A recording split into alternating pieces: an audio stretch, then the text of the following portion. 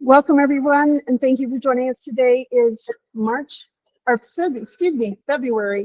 20th, 2026. We are here for the Legislative Council of the Colorado Forest Health Council. I'm Chair Landmark County Commissioner Jody Shadwick Valley, and we're here for one of our regular meetings to talk about legislative priorities. Again, welcome. We call this meeting to order, and let's do roll call quick, please. Thank you. Samantha Albert. Present. Good to see you all. Morning, Samantha. Pat Dorsey. Christina Bury. Morning. Morning, Christina. Commissioner Jody Shadwick McNally. Present. Morning, Jody. Mark Morgan. Present. Morning, Mark. Julie Stinsel. Hi, Julie. I see you there. We were talking earlier. Commissioner Veronica Medina. Did I see? Okay, not yet. Allison Lurch. I'm here. Okay, great. Good morning, everyone. And I want to say thank you to all of our guests and council members who aren't always on the committee but have joined this meeting. And then we have a few other guests that I think I'd like to just name for the record. We have John Ring here from the council, Todd Neal. We have Rob Addington, who I know often sits in for Paige Lewis. And then we also have Julie Shapiro and Will Lepre. And we do have Nina Waters, also a council member. And Nina, we need to talk at some point about whether or not you'd like to officially join this committee, because you've been really present, which is wonderful. Okay, great. Thank you, Courtney. We have a packed agenda today, and I will beg your indulgence and patience, because I probably will be signing off 5 minutes early as I literally hop on the plane. So we have the approval of the minutes from our last meeting on February 6th. Does anyone have any additions, changes, or concerns about the minutes? And I wanted to recognize Commissioner Medina has now joined us. Okay, I'll take a motion to approve those minutes. I'll move to approve. Is there a second? Okay, I think I have a, yes, we have first and second. All those in favor, please signify by raising your hand and saying aye. Aye. Right. Aye. Aye. Great. Okay, next item. I just wanted to quickly, very briefly, because we want to leave most of the time for our special guest speakers and talks, and hoping that just an update. We asked maybe to look and see if we got feedback or a thank you out to the representatives and for General Assembly that attended. And I just wanted to kind of see if we had any updates or any data or any feedback that maybe you all wanted to share. I'll take that, which is that we have a poll and we have an email, and they're going out today. And I know it's a little late in going out, and appreciate y'all's patience. And we've just been, I think it was breakfast, council meeting, and now the follow-up email. So that'll go out today. Yeah, no worries. I think I just wanted to have a quick follow-up and update, and appreciate all the work you're doing.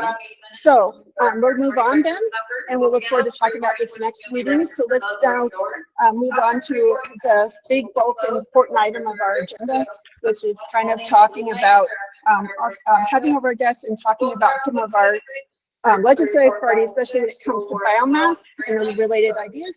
So could you pull up that, Courtney, kind of a spreadsheet, or bring that up so we can kind of use that and share with our folks? And I don't know, do you or Allison want to lead this discussion, and I'll call on people as they raise their hands?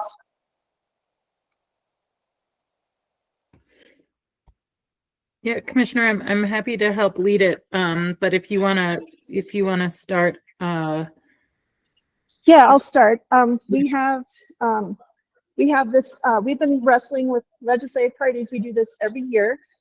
Usually by now we have made recommendations to the Forest Health Council for the 2027 legislative priorities. And we wanted to dive in a little bit more, understanding there's budget constraints and maybe capacity constraints, but we wanted to make sure we were able to find some really meaningful conversation and share with folks some of these ideas that we had.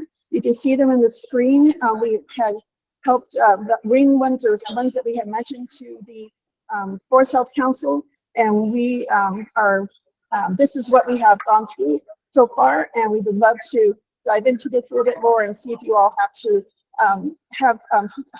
hold on, I'm going to introduce you to, here's Commissioner Ashley Stoltzman from Boulder County, who's on the WUI Code Board. She's flying also with me to DC, so she just walked up, so I wanted to introduce you. And sorry to interrupt. And she's working on wildfire stuff too, so thank you.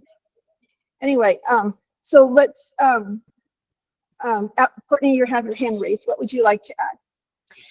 I wanted to orient, so for the new people on the call, because we have quite a few new people with us, I just want to orient you to this document, kind of what we've been thinking of, and then I do want to pass it back over to Allison, but I've dropped the link to this in the chat, so you're welcome to open it on your own or follow along with me. But the way we've essentially organized this is like themes over on the left, and they're kind of color coordinated. So this whole blue section is all about biomass, and the next white section is all about workforce. And within that, we have a few different ideas of concepts or improvements or solutions for the biomass challenge.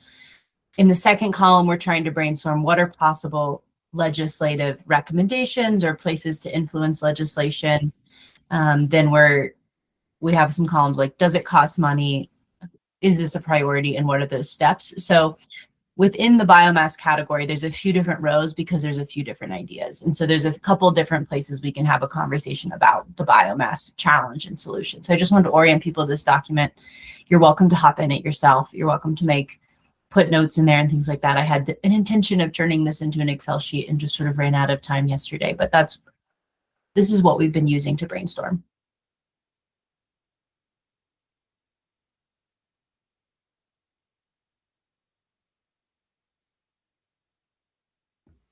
And I can't see Commissioner Shattuck McNally anymore on my screen. So I'll just pop in here for a second. And Commissioner, please hop on if you want to continue with this conversation. But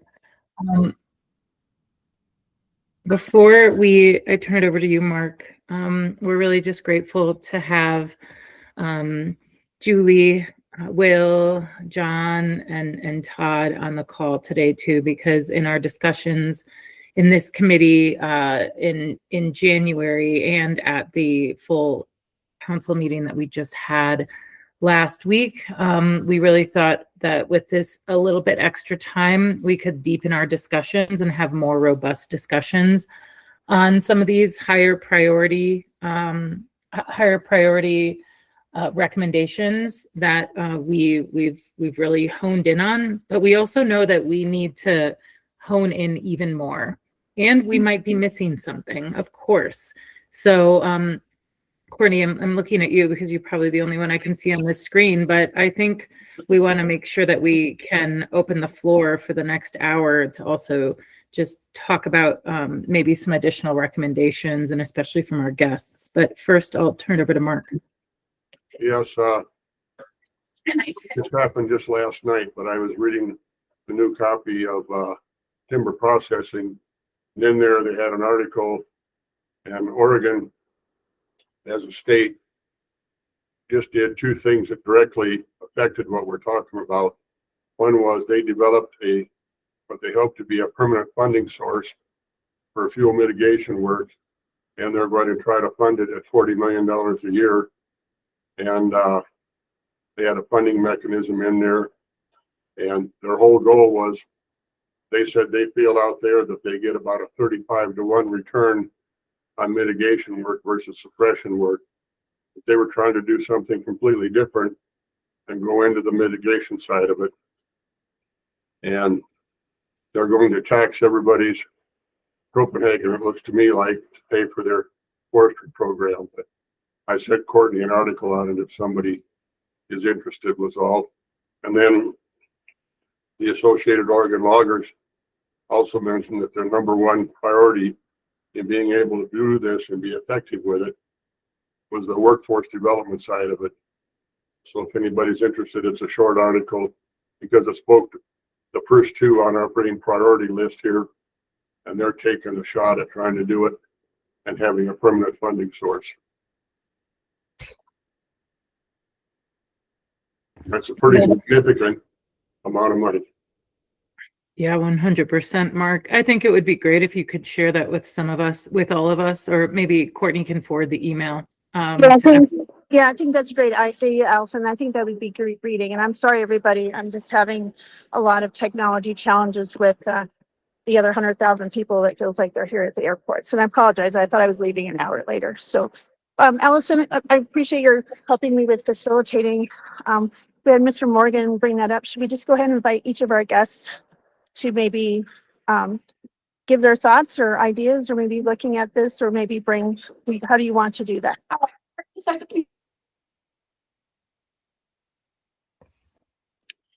Allison, you want to just invite one of our guests to start speaking? And yeah. How about let's start with Will. I'm so sorry I can't see anybody on my screen right now. So Will, if you are on, would you mind unmuting and sharing some of your thoughts from the Mass Timber Coalition? Yeah, thanks everyone for letting me join this call.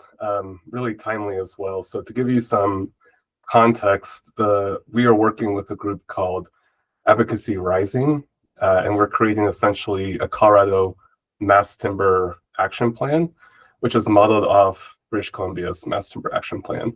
So basically, it's policies and incentives to encourage and support more mass timber use through the state in the region. We're working with a group of coalition members, about 20 people. We've been meeting since December, but we're doing a very similar exercise as you see here, just listing policies that exist, new policies that would help build this mass timber economy. And then the goal in the next 2 or 3 months is to narrow that down to 1 or 2, engage with a group of legislators, and then introduce that in the 2027 legislative session.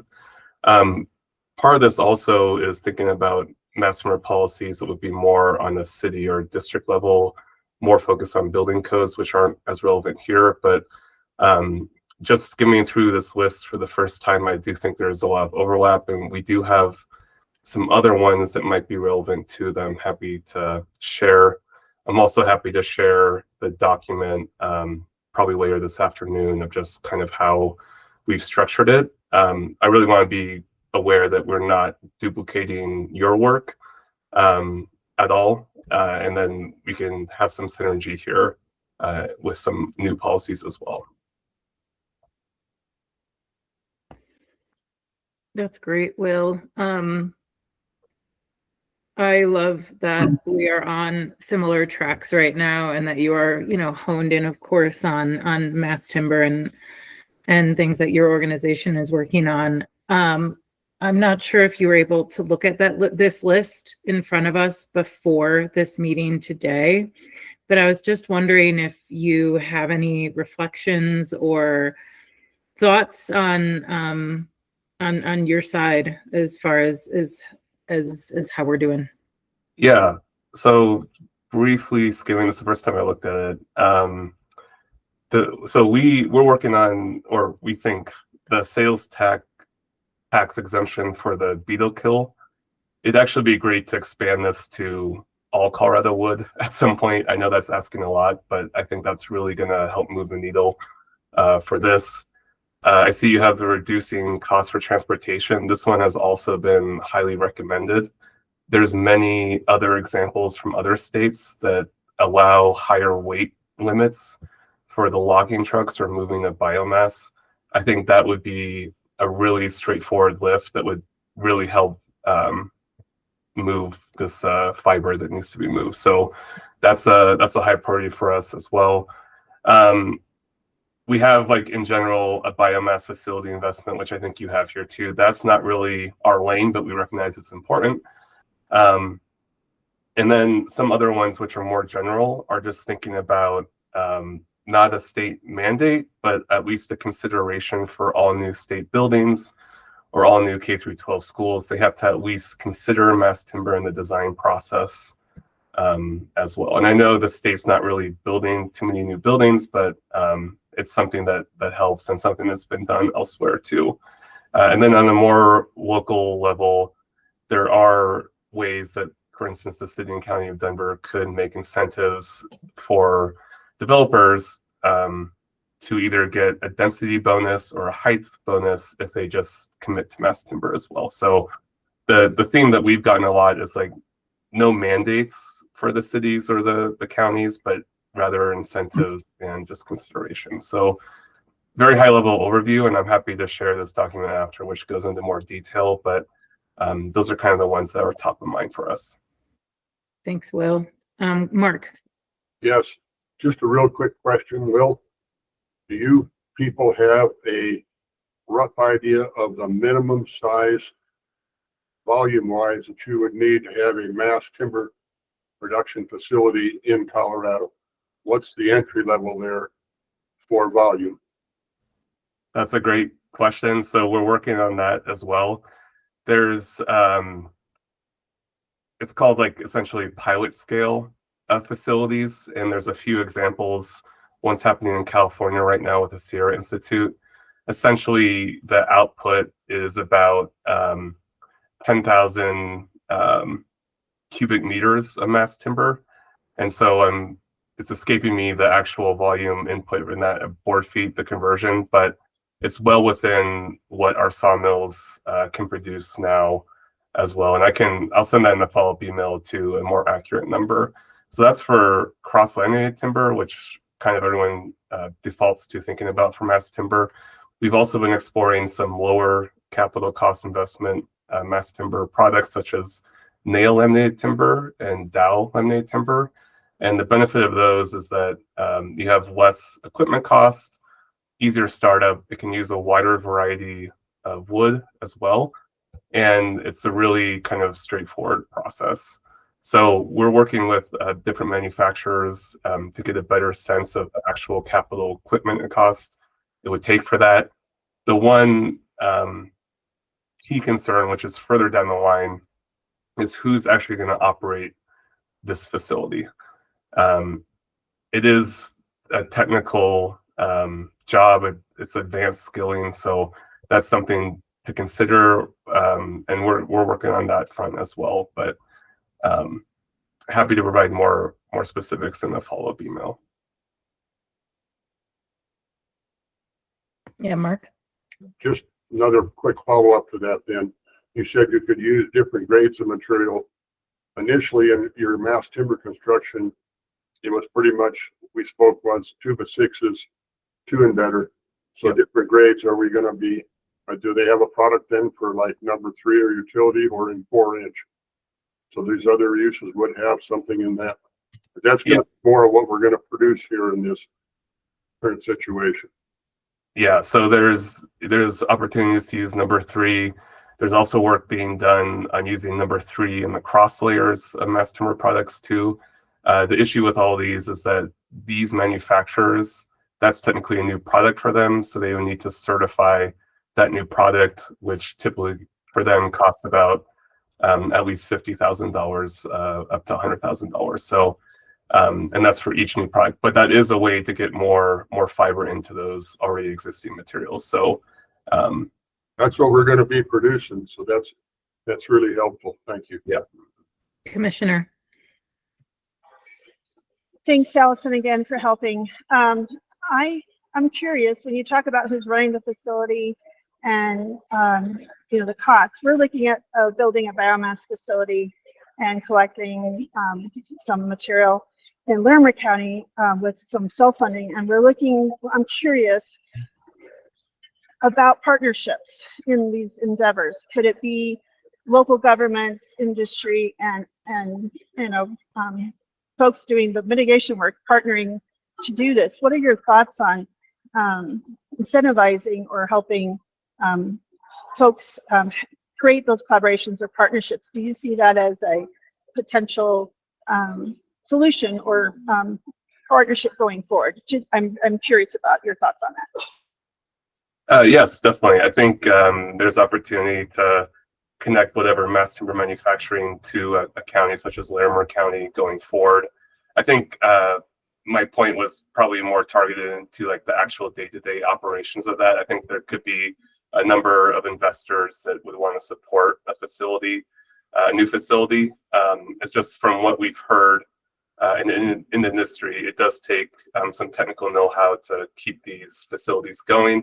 With that being said, there could be some interest from manufacturers that want to open a new facility in Colorado, and they would have the workforce training, and then some of their staff could essentially get it going and support it in the future. So there's options to this, but to your point, yes, I do think there's opportunity to collaborate with on the county level to support this as well. Thank you. Great. Thank you so much, Will. Does anybody else have any questions for Will before we turn it over to some of our next guests? Will, thank you so much. Definitely, we would definitely appreciate those follow-up emails as well, sharing some of your ideas. We know there's a lot more going on, and yeah, stay on though until the end if you can. Of course. Yeah.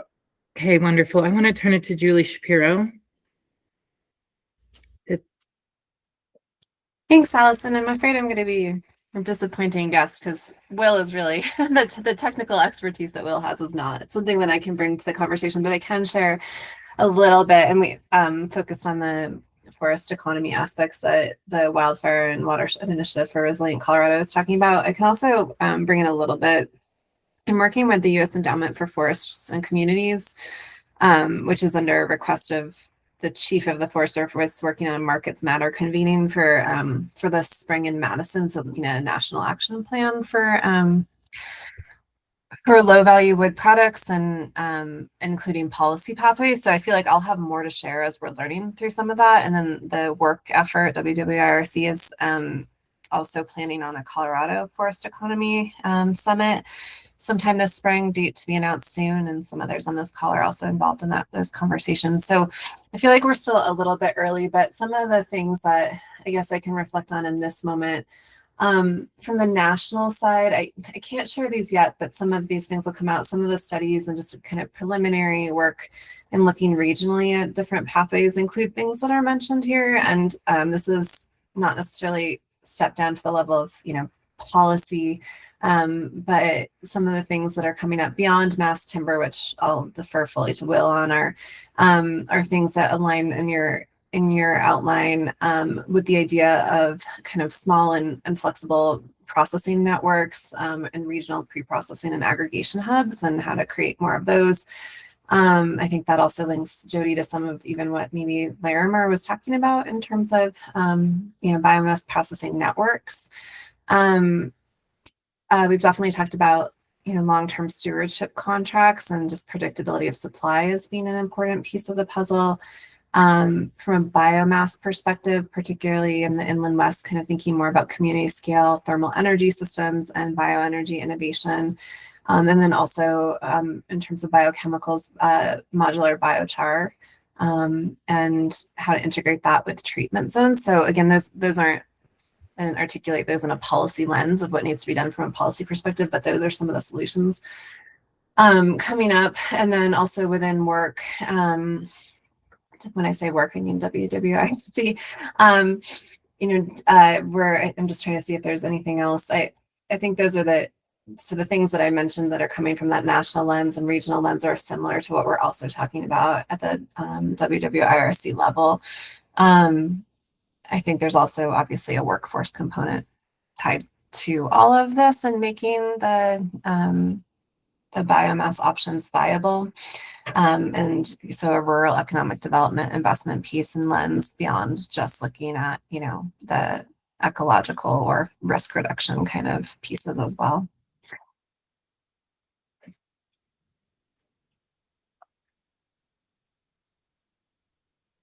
Thanks, Julie. And I know that you can't share everything with us, but we really appreciate you sharing what you can right now.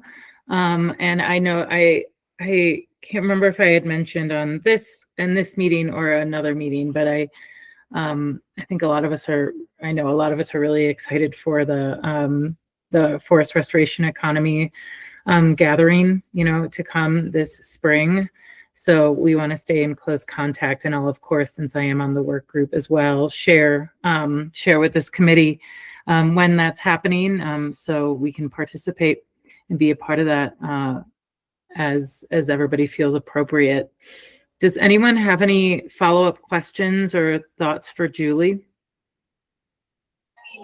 Allison, if I might, is there a way that we could, with what she shared, will we have notes or any documentation for what she can share? Just so will that be in the notes just for us to go back and reflect? There's a lot of great information, and my head's kind of spinning with every addition. It would be great to have that down to like review again. So, and I believe Commissioner Waters is in the same area that I am as well. So forgive us. We're all scrambling, trying to do our jobs and get to DC for this big conference for commissioners. So thanks again for your patience. Yeah, and Commissioner, anything I just said, I can certainly share in writing if it wasn't already captured for the notes.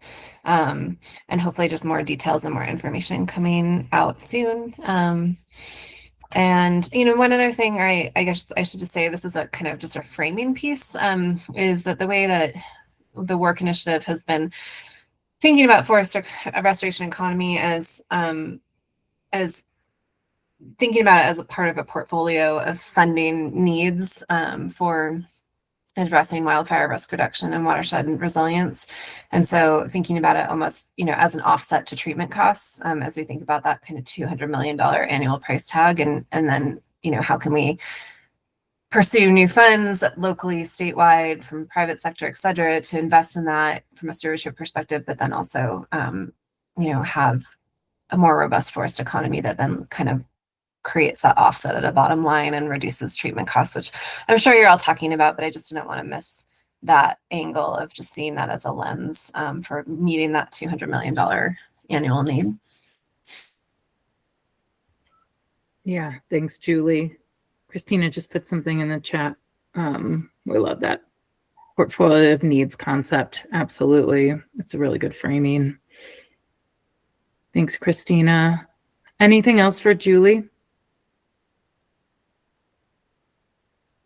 Okay, we appreciate all the work that you are doing within the work group and outside of the work group as well. And so thank you so much for being here this morning. I want to pass it over to John Ring to see if he has anything he would like to share with us today. Yeah, for sure. So I just want to do a little disclaimer here. So yeah, I have no problems talking about the issues, but I can't advocate or be in any legislation decision. So I just wanted to make sure that's clear. Yeah, I guess my first question is, what is the definition of you guys' biomass? I mean, are we talking tops of trees and leftover stuff? Because honestly, I think we need to be talking more about small diameter. How do we get people to utilize smaller diameter trees? I don't think biomass, we've seen it not succeed. I think the only place that, at least that I know of, is Boulder County, and the reason that works is because it's offsetting its heating costs. So I mean, gypsum failed. Yeah.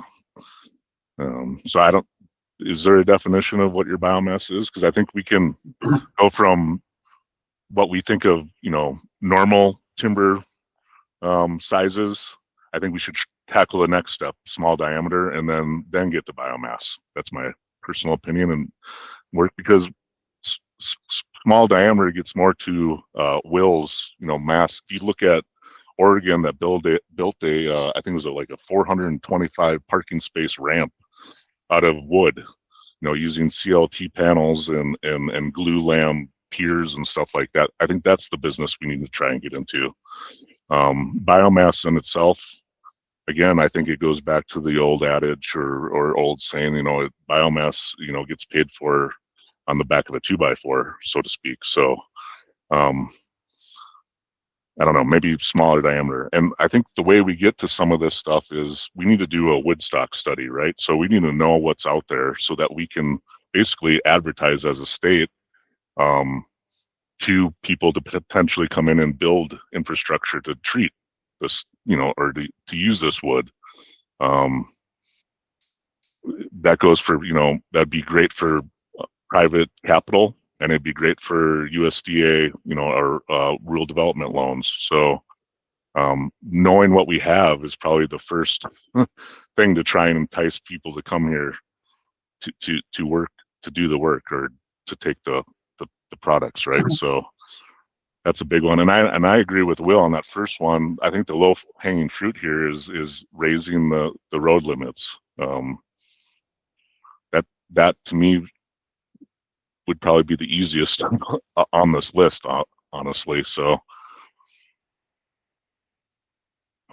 and can you scroll down to that G&A stuff? Because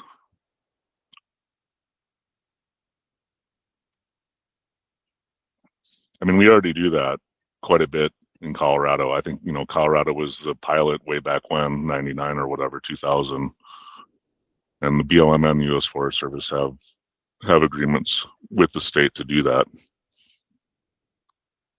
So I think we're at least headed in the right direction for sure in that area. Thanks, John. Mark had his hand up almost right away. Go ahead, Mark. John, those are absolutely excellent comments. And it's my every day-to-day life right now, choosing what is biomass. Small diameter, harvesting that material, and then attempting to leave true biomass on site and develop it or masticate it or whatever in other forms. But the small diameter wood or low grade species wood, traditionally, if you're going to move that at volume, you go back to a wafer wood plant, which we've had in Colorado, and we lost them, and we've had them again and lost them. And that really is the low grade volume for that material. And your comments are spot on. And as far as the weight limits, I've worked and been involved in some of that. And, you look at the one thing that we have here in Colorado that is a problem is our mountainous terrain for trucks. But we still, the limits could go up. I think Louisiana cut an agreement down there. And one of the things that happens here is Interstate 70 divides our state back and forth for people that are trying to haul across there or use that. So getting that clearance for the increase in the weight, at least up to state standards, and raise the state standards, that is very much low-hanging fruit and would expand the working circle for a lot of these mills. As far as choosing low-grade species, I'm kind of the garbage man of the Arapahoe Roosevelt National Forest up here. And we make that decision every day, literally at the stump, as whether they're going to try to harvest it as solid wood, whether we're going to go back and chip it. And I like the idea of what is biomass, your question there, because deciding that is absolutely critical to what machinery you invest in and what the end product is going to be. And I very much agree with you that getting that low grade, small diameter timber, let's concentrate on that first, and then see what kind of volume we actually have left. But the opportunities there are much closer to being economically viable. And if we look at places we compete with in Michigan, because of the steel industry and the car industry, we have a weight limit here in Colorado of 85,000. They have 155,000 if you have the axles. Wisconsin has 110,000, I believe. They have limits on it when the roads get soft, but that creating modern trucks, we could move a whole lot more wood for a lot less money. And right now we're running about 50% freight costs. So very good points. And I would love for you to get the answers to your questions right there. I honestly like so when you're talking wafer board, I think OSB, right? So exactly. The only thing with that, and I work for Potlatch, northern Minnesota, so they own several mills for OSB. They need massive amount of wood to make OSB, to cut that stuff up. And well, aspen is king in northern Minnesota, so it makes it a lot easier. But yeah, that would be awesome if we could get something like that, because that would take care of literally a lot of our problems. We had one in Olathe and we had one in Kremling, and we lost them for lack of supply there. And I don't know if I don't know what the new economics of scale are, but I think one of the problems that we keep coming up against here, whether it's mass timber or whatever, is we've got to get over the bar, at least for the volume that we need, minimum volume within a transportable distance. And I couldn't agree more. And I don't know what the new minimum scale is to make a successful installation, but I think that's one of the big keys that we've got to overcome here. Well, see, this is where that Woodstock study would really help, right? Because if we know, I mean, the BLM, the Forest Service, the Colorado State Forest Service, I mean, we have an idea, but it'd be nice to know, like, actually sit down and do what do we have? Because if we could, then we can go out and offer to folks, hey, this is how much we have, and then it would open up a path for, for capital and other avenues to getting people to invest in Colorado. Right now, I mean, I know the gypsum mill, they came around and talked to BLM, U.S. Forest Service, what can you give us? And that was kind of the thing, and they had to prove, a certain amount of wood, which obviously didn't work out, but we need to know the number, right? So that we can basically advertise that number. It's not going to be, oh, well, we think you can give you this and that over year. It's got to be, no, this is the number. So it needs to be the number with the time frame. Yeah. A commit to a program doesn't have to be a huge stewardship contract, but it has to be a committed volume over a committed time frame. Yeah, I don't like this stewardship. That's too many eggs in one basket thing. So I agree. Yeah. Thanks so much, Mark and John. Courtney has her hand raised. Yeah, a lot of questions came up during that moment, this conversation. I think the first one is, it seemed like the two of you, John and Mark, were really kind of agreeing that something would be really amazing to have in Colorado, and you were using a lot of acronyms, and it's hard for me to capture that in the notes. Do you think one of you all would be able to say it again without the acronyms of something about, I'm honestly not sure, but if one of you all wanted to say your thesis statement again about, like, it would be really great if Colorado had this thing with no acronyms. Were you questioning like OSB or board? Yes, it was, I think it was this. Oriented strand board is made from flakes of wood glued back together. Which you Okay. can- Oriented strand and board. And you like this because it uses small diameter wood? Is that what you were saying? uses almost anything. yeah, not straight like needles and biomass, but any chipped up piece of wood, kind of. Yeah. Okay. Any solid wood, and So diameter doesn't matter, is the point. Okay. Yeah. still have to get rid of the bark content, needles, twigs. Okay. Any solid wood, then it goes through a flaking machine. And Will can probably talk to it more, but like CLT is cross laminated timber. It's where it's small diameter stuff that they cross glue, and then glue lamb peering or whatever. I don't know what it's stuff. It's kind of like laminated, so it's strips of wood that they glue back together for so they can be used structurally. It increases the strength. The higher the grade of timber that goes in a cross laminated panel, the stronger the panel is, which opens up options for them. And also your glue cost tends to become a problem. It adds to the economics of it. So so in the past, cross laminated, they were looking for number 2 grade and better, which is one of the higher grades that we get here in Colorado. We don't get a lot of higher grade stuff than that. We get some number 1, but 2 and better. And what we also produce when we cut up this crappy timber is a lot of number 3 and utility. That may degrade the structural ability of the panel, and a lot of them could still be used. And I think we need to be targeting, and I think Will's very aware of this, of being able to use a lot of the lower grades, because we're gonna get a lot of that. To manage the forest that you want to manage, we're gonna get a lot of lower grades. And then there's last I knew, and I'm not accurate on this, but there's an entry level where the process of doing a cross-laminated plant or a structural panel plant has to do about so much work, or it doesn't work production-wise, the cost for it.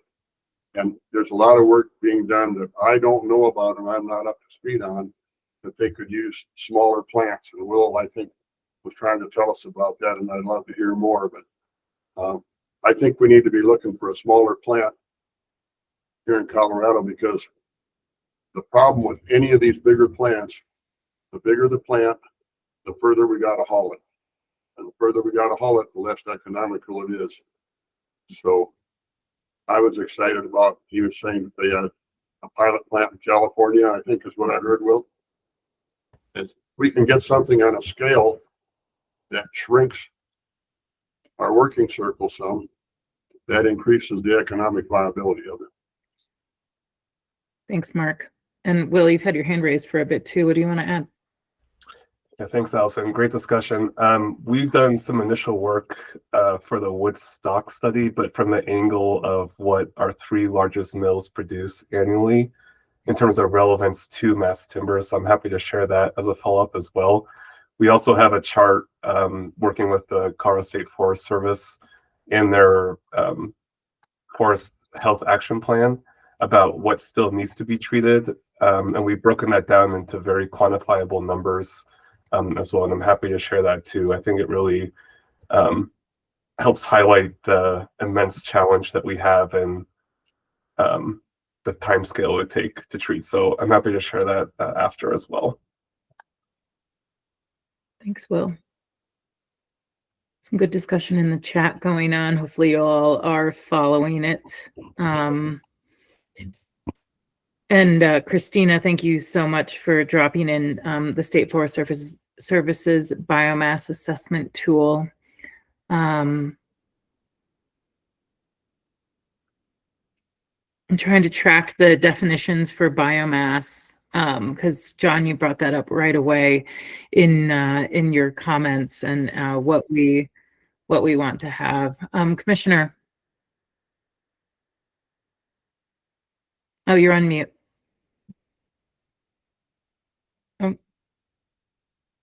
I can't. I'm sorry, Commissioner, we can't hear you. Even when you're off mute. Commissioner, why don't you troubleshoot? And John, I saw you unmute.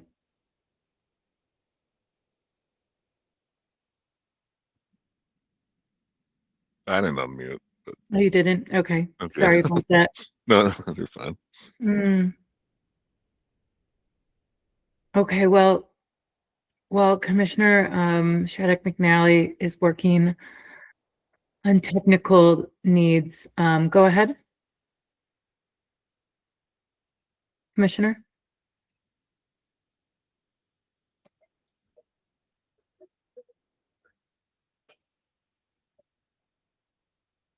Yeah, I'm so sorry. We're still having trouble hearing you. So I guess any other discussion for John or on John's topics before we turn it over to Todd?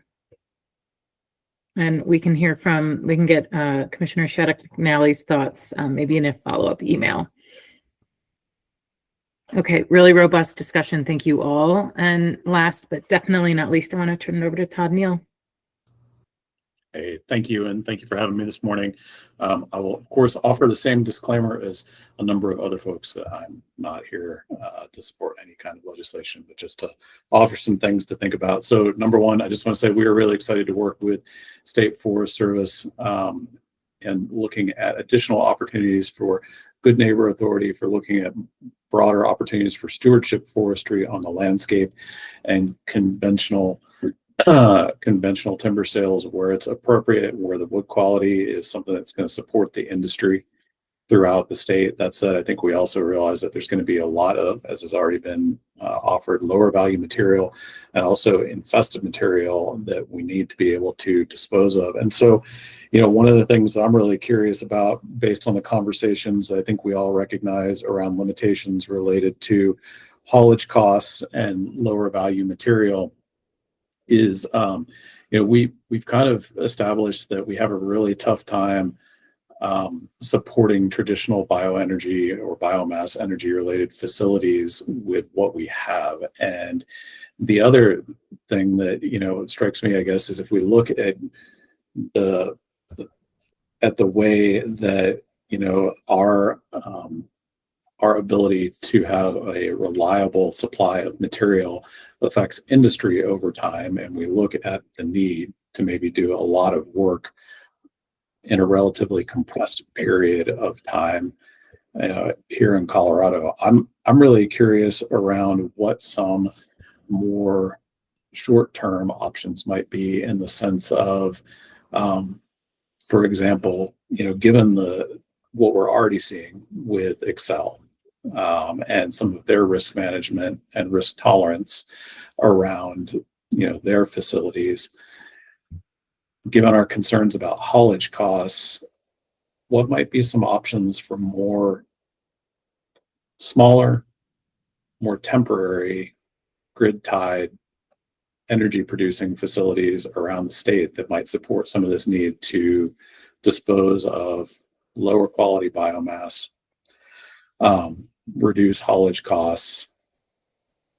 And is that realistically something that we could potentially explore with the utility industry?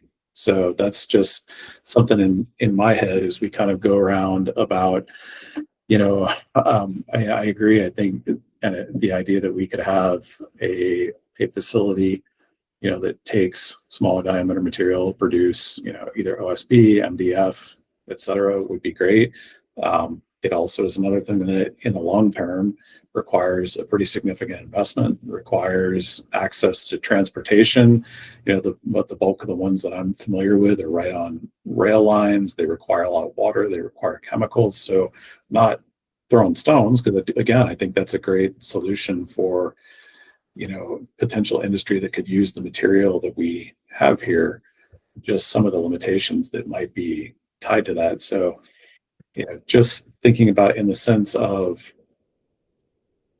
what is portable and temporary potentially that helps us overcome some of these material issues with a surplus of material that maybe aren't long-term surpluses and don't necessitate long-term supply contracts. So just kind of throwing a random object out there.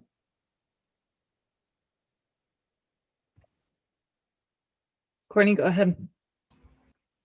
Todd, this is really intriguing, and I'm just wanting to make sure I'm capturing it and hearing you right. You're talking about bioenergy, like using the material, to create, energy. And did I hear the word temporary also? Like, is there an option for these to be temporary? Like, have you seen that somewhere? I'm wanting to capture it. We had a conversation with a contractor not that long ago who felt like an option for them might be, from a stewardship forestry framework, to come in and look at what some of the permitting barriers might be related to, things like air quality, location. But since we know we have difficulty with long-term energy production, if you look at some of the facilities that have gone out of business in the state, right? Is there an opportunity for, and this is what I think was offered to us, maybe a smaller facility that is closer to the source, that is a temporary grid-tied facility that just goes up for the time it's needed and then goes back down. And is there an opportunity to explore that, with Excel? Thanks, Todd. Courtney, did you get what you need? I think Okay. so. Yes, thank you. Mark, go ahead. Yeah, wood energy, bone dry ton or blow dry is about 9,000 BTUs per pound. And if you burn green biomass in some kind of a boiler, your yield is around 5,000, I believe. Yep. And if you take the numbers back doing that, about the only place that's been favorable, and the State Forest Service looked into this several years back, it competes real well, the numbers do, with propane. It does not compete with natural gas, and it does not compete with coal or most anything else. It competes with wind in a non-subsidized. And so, to your point, anytime you have an opportunity for a localized boiler system that is currently using, I mean, the treasure map is look at who's burning propane. Mountain schools, mountain hospitals, communities. If they're burning propane, then a boiler system, a clean air boiler system is doable, and it's economically doable. And if you go back and look, the State Forest Service did some great work on this probably 20 years ago, and they had basically a dial that you could pull up the numbers and do a direct comparison. It was really kind of a handy little deal, and I've lost mine. It really was handy, but somewhere in their archives they ought to have that. But I think the numbers haven't changed that much. So No, I think you're absolutely right about the numbers, Mark. And again, I think what I would be curious about is there some kind of nexus between, the numbers and maybe some of the risk that Excel sees they need to mitigate. And so maybe they would be, maybe that would be an opportunity for them, regardless of what it, the beauty of that also is that demand is also where you're producing energy, where the demand for your services are of fuels reduction is also generally where you're burning propane, and you have a direct comparison. It's that local source funding for your haul distances, and those can be sized fairly small.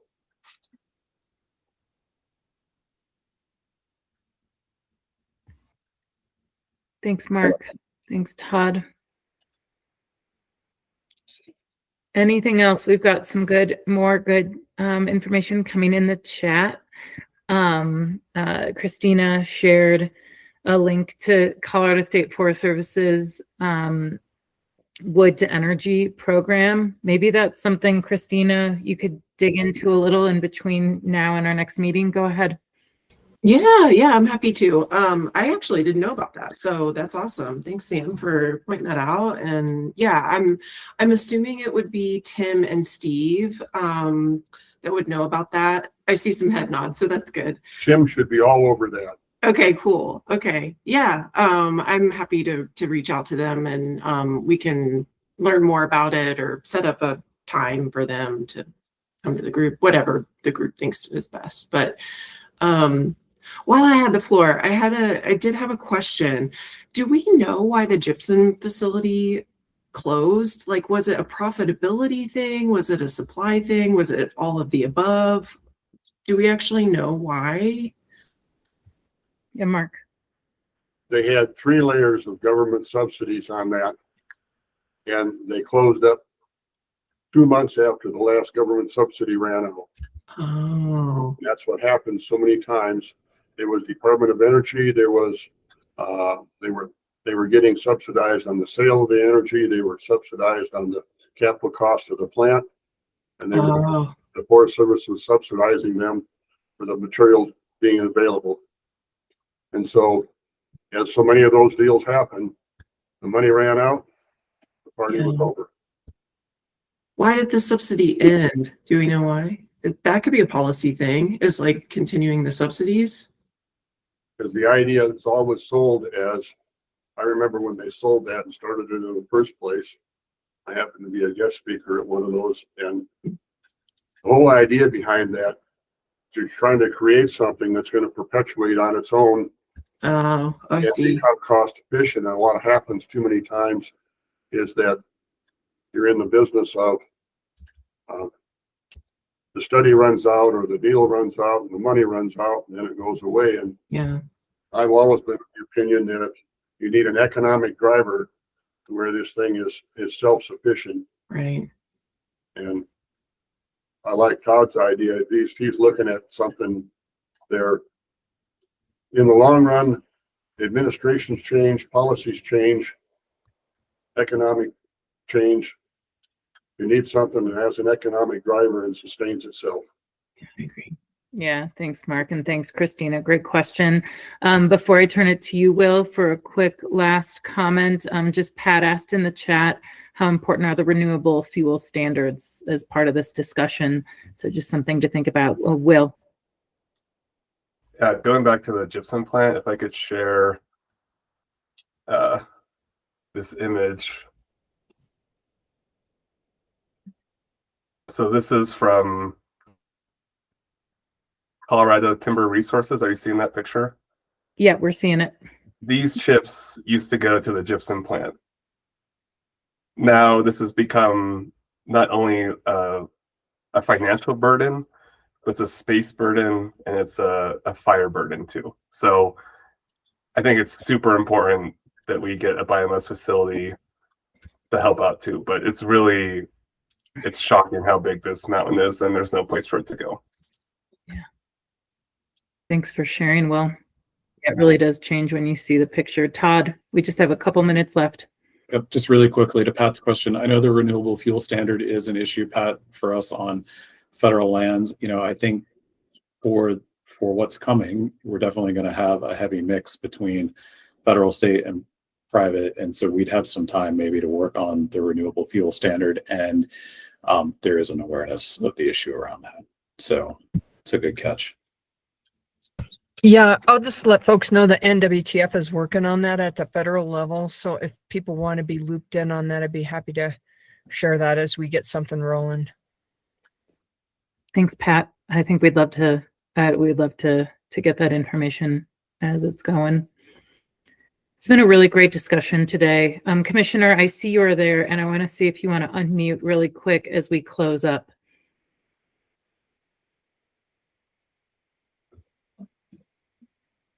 Oh, we still can't hear you. I am so sorry. Well, if you can get on, but I just want to thank you. Oh, there you are. How about I can now? hear you. Yeah. Yep. Just want to thank you all. This has been a fantastic discussion and exactly what we were hoping to have. And you are all just some wonderful advocates and subject matter experts and just really grateful. I think we have a lot to unpack. So I encourage the committee to maybe go back and look at these minutes or the information and really kind of reflect on it as we are trying to look through this and come up with things for our next. Yeah, we'll look for things in our next meeting. Great question in the chat about biochar. We've definitely been talking about that in other means too, and maybe we should bring that up in our next meeting. So it's such a wonderfully heavy discussion on all things biomass and, you know, a little bit of workforce development in there as well. Let's continue and we'll have our next committee meeting just as robust. I believe I need a motion. Courtney, do I need a motion to end the meeting or no? Sure. Why don't I'll you move take a to motion? adjourn. All right. Thank you. Okay. I saw Samantha's hand first for the second. I saw you too, Pat. Thank you all so much. Have a wonderful weekend and a great rest of your day. Thank you, guys. Bye. Thanks all.